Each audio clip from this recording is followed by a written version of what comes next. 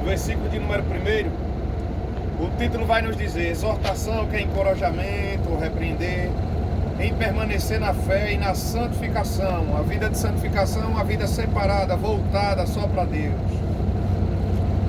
No versículo 1 ele disse: portanto, nós também, pois que estamos rodeados de uma tão grande nuvem de testemunhas, deixemos todo o embaraço e o pecado que tão de perto nos rodeia, e corramos com paciência a carreira que nos está proposta. Para quem ele está falando, o escritor? Esse livro de Hebreu, ninguém sabe quem escreveu. Alguns atribuem a escrita dele ao apóstolo Paulo. O indivíduo que escreveu ele era bem conhecedor do Antigo Testamento. Quando ele diz aqui, portanto, nós quem? Cristãos da época deles lá. E para hoje nós também, seres humanos, cristãos, nós estamos rodeados de uma tão grande nuvem de testemunhas. Ele vem referindo-se às pessoas que ele falou aqui no capítulo 11, dando exemplos de fé, fé de Abraão, de Noé, de vários outros homens de Deus. Aí ele diz que nós temos bastante testemunhos para que possamos crer em Deus, para que possamos ter uma vida de santidade, comunhão para com Deus. Portanto, nós que estamos rodeados de uma tão grande nuvem de testemunhas, agora é aqui, deixemos todo o embaraço. Certa feita relacionada a embaraço, Davi era para estar na guerra, já é um embaraço.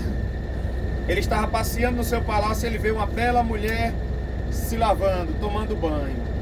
E ali, qual que era o que ele devia fazer? Olhar e tirar a vista, sair fora. Mas ele não. Ele permaneceu olhando. Aí ele se embaraçou. Neste embaraço, como ele diz aqui, deixa o pecado que tão de perto nos rodeia. Através desse embaraço, ele foi induzido ao pecado. O desejo carnais prevaleceu. E ele perdeu o foco. E ele terminou tendo contato com aquela mulher que era de outro homem, mas pagou um alto preço. Outro embaraço. Pedro, faz me lembrar de Pedro. Quando Jesus disse para ele: Pedro, tu irás me negar por 3 vezes. O embaraço de Pedro foi o quê? Confiar nas suas próprias forças e convicções. Não, eu estou disposto até morrer, mas Jesus viu que ele não tinha nenhuma preparação. Jesus é assim conosco, é feito você estar ensinando seu filho a andar de bicicleta, você vai analisando o desempenho dele, aí quando você vê que realmente ele se garante, aí você solta ele. Assim é Deus, nas missões que ele nos concede.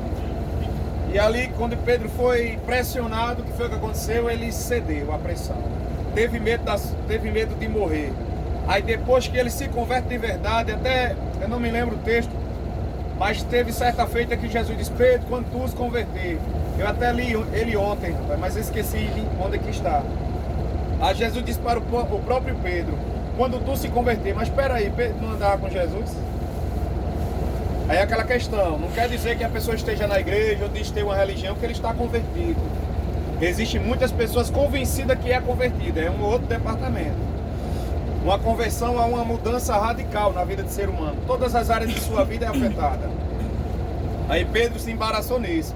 Mas depois que ele entendeu a finalidade do evangelho, meu amigo, ninguém parava o homem. Aí você vê lá em Atos capítulo 5, versículo 40 ao 42, ele e os demais discípulos, apóstolos, levaram a surra por causa do nome de Jesus. E Pedro não abriu da parada não. Pedro não quis nem saber. Ele entendeu quando Jesus disse: aquele que perder a sua vida por amor de mim, achá-la-á. Aí Pedro: se eu perder a vida aqui na terra, eu ganho a eternidade com Jesus. Oxe, isso aqui é passageiro. Aí Pedro, teve firmeza com Cristo. Outro embaraço, deixe-me lembrar também. Sansão com Dalila, no livro de Juízes. Sansão era embaraçado na mentira e por mulher. O bicho tinha uma caída por mulher, acabou perdendo a sua comunhão com Deus. Ele tinha um voto de Nazireu.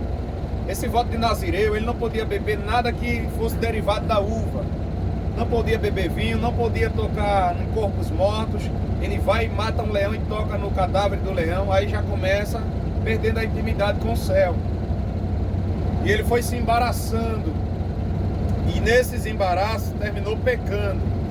Aí ele vai e diz: e o pecado está perto de nós, está muito perto. Vejamos o que Deus disse a Caim. Gênesis 4, 7. Deus disse para ele: se bem procederes, não é certo que serás aceito? Por causa do sacrifício do irmão dele foi aceito por Deus, o Abel, e o dele foi rejeitado. Isso criou um ódio nele, uma inveja. E Deus, como sonda e esquadrinha os corações, aí Deus alertou ele, advertiu ele. Aí Deus disse: se não procederes bem, o pecado jaz à porta, o pecado está à porta, ou seja, o pecado está perto. O pecado está perto. Sobre ti será o seu desejo, mas sobre ele deves dominar. E você deve ter o equilíbrio, o controle. Tem coisas na vida que não é pecado, mas ele vai nos induzir ao pecado. Só um exemplo. O cara, um jogo de futebol, um cristão no jogo de futebol, qual é a tendência dele chamar um palavrão? É muito grande. Depois que o sangue estiver fervendo, e dá um murro na boca do outro, senhor. É grande, né, senhor? É grande, porque você na adrenalina ali, o cara vem e dá uma cacetada por trás, aí o bicho pega, não pega? Então, o jogo de futebol, ele vai ser um embaraço. E pode lhe induzir ao pecado. Para o cristão, é muito perigoso. Tem muitos que arriscam ainda. Embaraço. Embaraço é tudo aquilo que nos afasta de Deus, que mantém nos afastados de Deus. A internet hoje, ela pode ser um embaraço para aquele que não sabe utilizá-la. Aí só olha coisas, um exemplo, concernente a esta vida. É séries, novelas, filmes, nada concernentes a Deus. As coisas que caem concernente a Deus a gente descarta. Não, que eu estou ocupado assistindo a minissérie. É o embaraço. E esse embaraço vai induzir ao erro o homem. Então deixemos todo o embaraço e o pecado que é tão de perto nos rodeia. E corramos com paciência a carreira que nos está proposta. Essa fala aqui, carreira, é referida